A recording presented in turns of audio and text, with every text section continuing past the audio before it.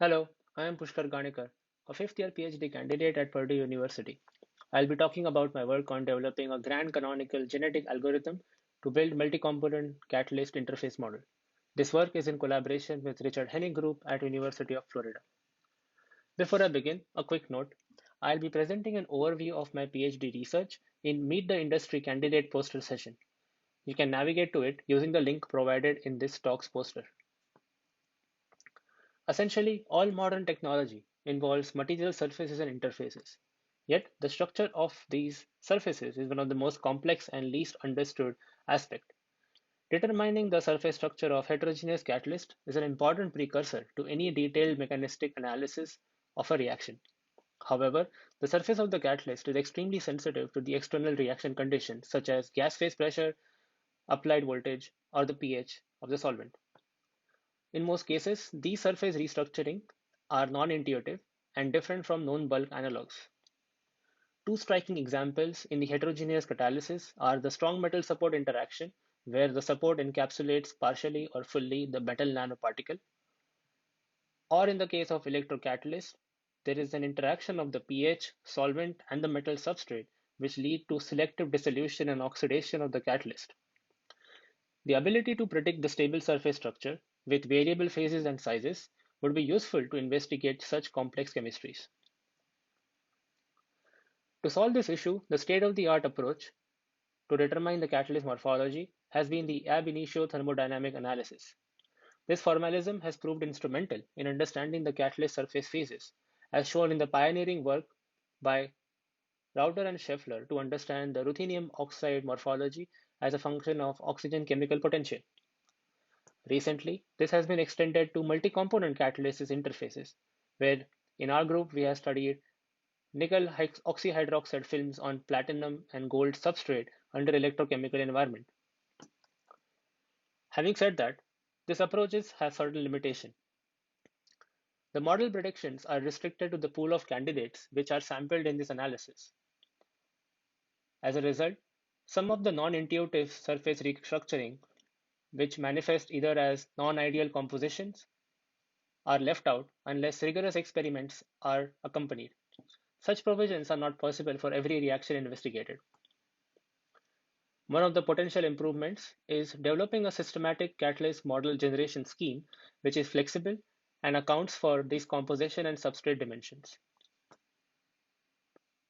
To address this particular issue, in collaboration with Richard Henning's group in University of Florida, we are working on developing a workflow which we call as GASP, which is short for Genetic Algorithm-Based Structure Prediction, to aid this interface model creation.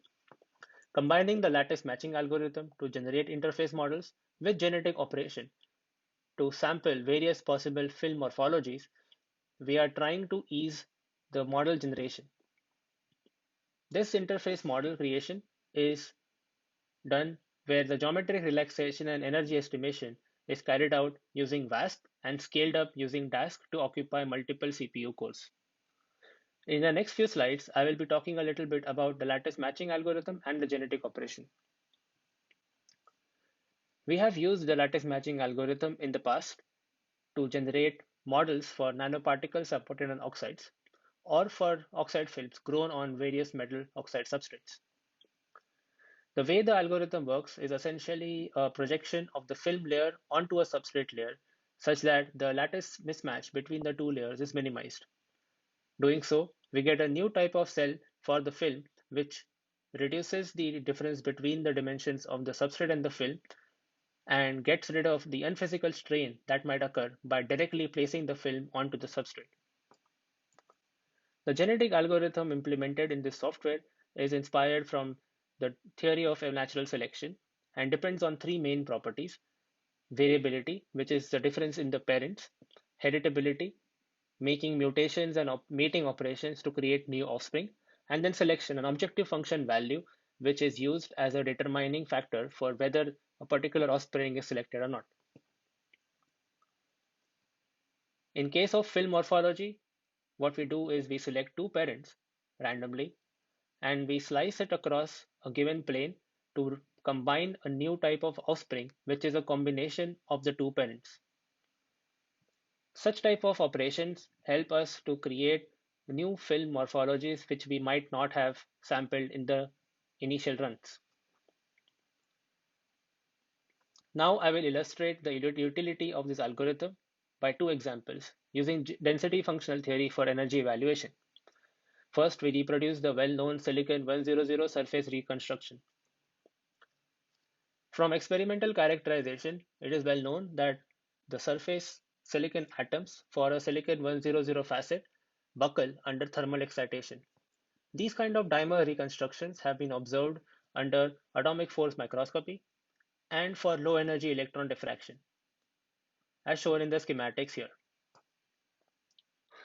We set up this problem by creating a silicon 100 substrate, which acts like a bottom support, and the top layer of the 100 acts like the film, which will be undergoing all the genetic operations, which are mating and mutation. The objective function in this case is the canonical formation energy, which is reference to the silicon slab and the metallic bulk. Doing the genetic operations, what we find is as we go and increasing the energy evaluation, the formation energy of the interface model subsequently decreases, as shown by this rolling average curve here. And what we find is that the lowest energy structure subsequently identified at each generation are falling in energy as well. I am showing some of the highlighted energy structures here, and we see that slowly at around more than 100 energy evaluation, we end up getting a dimer reconstruction if we start from a silicon 100 facet. Now keep in mind that these structures are generated by various genetic mating and mutation operation, and hence there is a fluctuation in the formation energy values plotted in this curve. However, the most stable structures, as indicated here, do resemble the dimer reconstruction as seen experimentally. What we see is that, as shown before, the silicon 100 reconstruction is independently identified by gas without any experimental or explicit input by the user. In the second case, we investigate the oxidation of palladium 111 surface, which displays several thin surface oxides in response to its reaction environment. In doing so, we want to understand the gradual oxidation of a known metal-metal oxide surface, and we hope that these insights would be further extended to multi-component oxides. Previously, palladium oxide overlayers on palladium have been studied using STM surface XRD to reveal that there is thin film oxide which are created on the surface of this palladium before forming a full bulk palladium oxide. To model this behavior, we start with a palladium 111 substrate and an initial pool of candidates formed by various lattice terminations of palladium bulk oxide such as PDO, PDO2, and also the metal substrate palladium as shown here. We run the genetic algorithm at multiple selected chemical potential of oxygen to mimic the ever-increasing chemical potential of oxygen and see what are the most stable interface models that are identified during this run. In this case, the objective function that we evaluate is a grand canonical objective function where the environment is open to the oxygen and the bulk of the palladium is considered to be the palladium metal. You can see the ab initio phase diagram that is plotted with the x-axis having the oxygen chemical potential and the y-axis being the formation energy as plotted as the grand canonical interface formation energy. The colors shown in this phase diagram belong to the stability of different palladium phases, and it is seen that each oxide phase becomes stable with increasing chemical potential of oxygen. The dashed line are the individual genetic algorithm runs at different chemical potential of oxygen, and we have sampled these chemical potential in the range of interest where the oxygen chemical potential will slowly lead to oxidizing of the palladium. Each gray line in this plot is a potential interface model as identified independently by the genetic operation. Now what we see is that when we plot the most stable interface model as a function of the chemical potential, we can Observe the gradual oxidation of palladium under very low chemical potential of oxygen, which is indicative of low pressure of oxygen or very high temperature. The most stable facet is a palladium metal on top of the substrate and no oxygen present at all, as shown by this blue line. Any further increase in the oxygen chemical potential leads to formation of these off-stoichiometric palladium oxide domains. This is similar to what has been shown previously with rigorous experimental characterization, where PD504 phase was predicted to be a stable phase. Now, apart from that, oxygen add atoms have been predicted to be stable, and from our analysis, we found them to be isoenergetic to this off-stoichiometric phase predicted by the genetic algorithm. Any further increase in the chemical potential of oxygen leads to formation of a fully oxidized palladium oxide film on top of the substrate. Now, the composition of this film is equivalent to the most stable bulk, palladium oxide. However, the lattice is slightly strained and then is placed on top of the substrate to account for the lattice mismatch between the two. Any further increase in the chemical potential of oxygen results in a film which is fully oxidized, as shown by the PdO2 phase.